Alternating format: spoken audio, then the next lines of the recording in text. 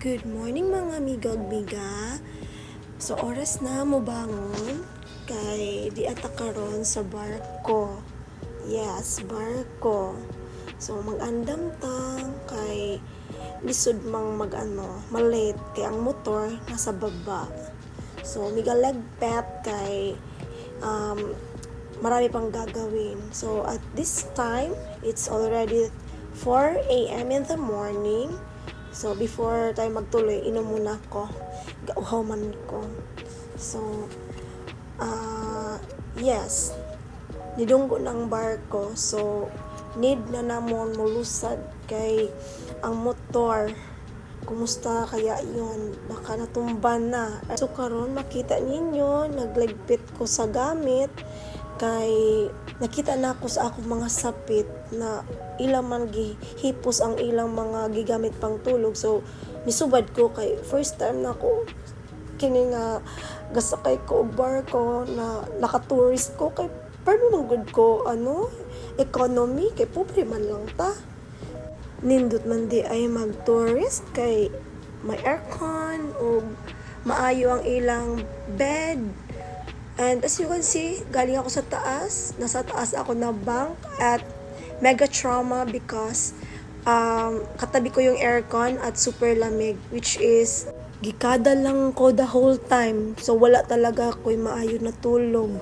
Unsaon man dili man ta Rico, wala man tay aircon sa bahay. So mega TS ang first sun. So ngayon, bababa na tayo.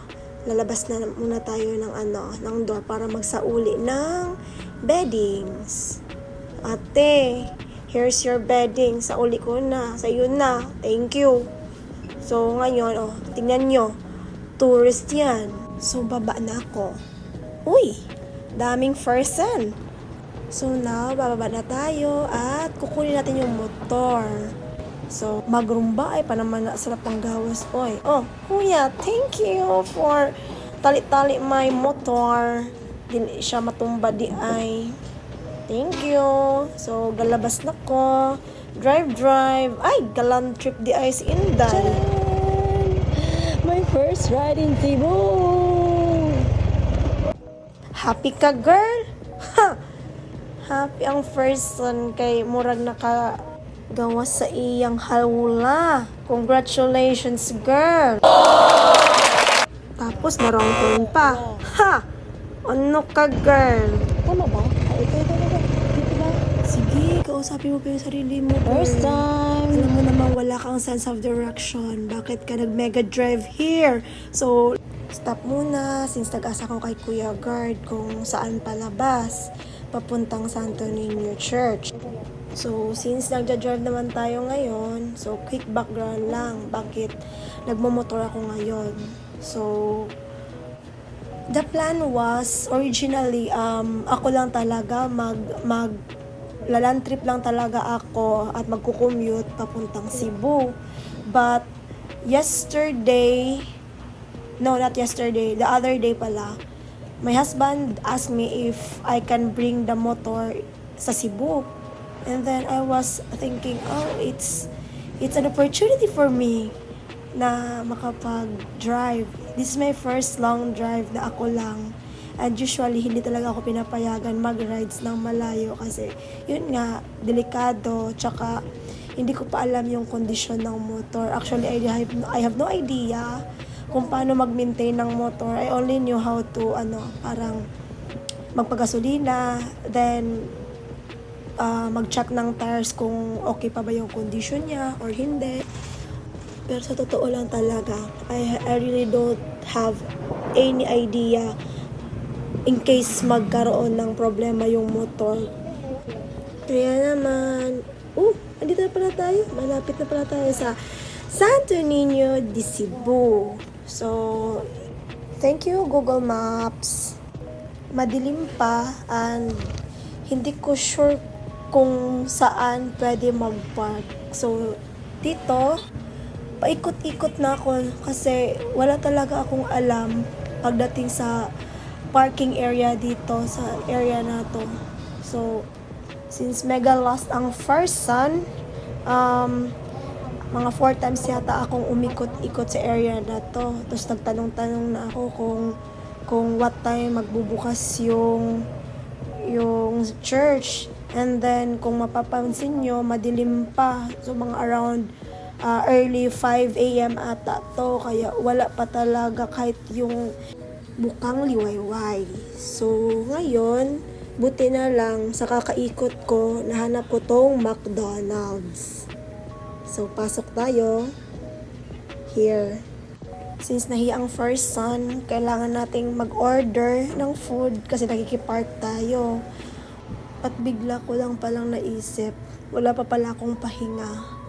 Simula kasi nung nag-start yung midterm exam namin, yung stress level ko is nag-peak talaga. So, hindi talaga ako nakakatulog ng maayos kasi namamroblema ako, anong isasagot ko. Tapos, bigla ko maisip, what if wala akong masagot or di kaya mag-mental block ako. So, ano na lang ito? Di ko na alam anong gagawin. So, ngayon parang napaisip lang talaga ako. Ang hirap pala yung pinagdaanan namin this past 2 weeks. So, kahapon lang nag-conclude yung exam. So, napagod pala ako.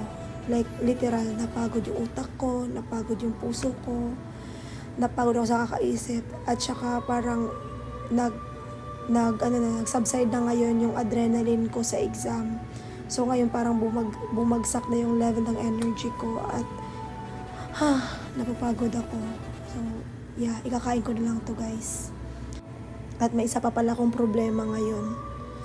Paano ako makakapunta ng Mactan since yun nga, wala yung husband ko na magsundo sa akin. So, I have to think of a way kung paano ako makakapunta ng Mactan using the motor. Kasi nga, yun nga, takot nga akong mag-drive sa city since malalaki yung kalsada at malalaki yung mga sasakyan. It's very scary. It's a scary world here in a city like Cebu. My God. So now, andito tayo, papasok muna ako sa church at mananalangin ako na i-guide ako ni Lord, lalong-lalo na sa adventure ko ngayong morning, and especially sana pumasa doon sa exam. Ang hirap kasi. So, ipapasa Diyos ko na lang. Thank you, Lord. Well, alam naman natin na walang perpekto sa buhay ng tao. Pero, samahan lang natin lagi ng panalangin and the miracles of God will unfold. His plans will always prevail. Di man lahat ng mga panalangin natin nasasagot agad. But with God, nothing is impossible. His miracles will unfold. Of course, at His perfect time, at the perfect place, and in His perfect ways. Trust God and His mercy. Praise you, Lord. I always believe that prayer is the best of the best. Defense, offense, and protection. Wherever we are, wherever we go, and in whatever we do. So, sa mga may pinagdadaanan dyan, laban lang tayo, guys. So, I pray for those who are brokenhearted. May they find healing, both physically, mentally, emotionally. I pray for those who are hurting. May they find comfort from you, Lord. I pray for those who are suffering. May they find peace and enlightenment. May they fight for their life and trust that there is you always and always. Thank you, Lord. Amen. So karon, dili makumpleto ang atong tour dito sa Santo Niño de Cebu without looking inside. I always find peace in prayer. So let's go, guys. Samahan nyo ako sa loob. Since wala pa namang mass ngayon, so magpipray na lang muna ako kay Jesus Christ na sana marinig niya yung mga panalangin ko, at pati na rin kay Mama Mary na she will intercede for us na marinig ni Lord ang ating mga prayer. So let's go, at kailangan ko na palang lumabas since since it's Monday, baka ako maabutan ng traffic. I'm really afraid of the big trucks, big buses, mga sasakyan na mabibilis since motor lang ako. So, nakakatakot yun. So, I have to go. So, let's go! So, balikan natin yung motor sa McDonald's. So, yeah, here we are! Let's go! So, ayan. Start muna natin yung motor para sa ating mega drive to Mactan or Lapu-Lapu City. Pero wait, na-realize ko, naka-chinelas pala ako. My God. I need to wear shoes. As far as I can remember, bawal mag-chinelas sa kalsada. So, you have to wear proper attire para magmotor sa highways. So, yeah, I have to wear my shoes and put my slipper back on the box. So, we're ready to go. So, now we are good to go. So, alis na tayo. So, tingnan natin. Magdahan-dahan lang tayo sa kalsada kasi nakakatakot yun. So far ngayon, hindi pa naman heavy yung traffic. And ito, paakyat kami dito sa Old Bridge. So ito na yung nakakatakot kasi 2 lanes lang siya. And mabilis yung mga sasakyan kahit 2 lanes lang siya. Especially yung mga kasabayan kong motor. Yung bigla na lang susulpot sa likod mo. Pero still, na-appreciate ko pa rin yung ganda ng view. Maganda yung view doon sa channel or ano ba yung bodies of water na yan, na matawag dyan, at saka yung sunrise, of course. I so love that kind of feeling na makita yung sunrise. I always feel that it is God's miracle, it is God's love for us.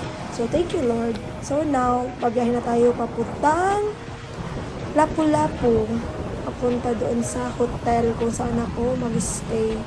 Since di na ako pwede sa base at wala nang lugar doon kasi nirenovate yung barracks nila.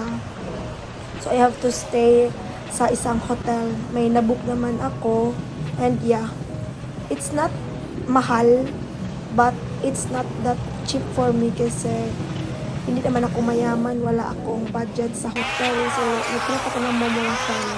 So here we are. Nasa Cebu Courtyard tayo. Malapit lang to sa airbase.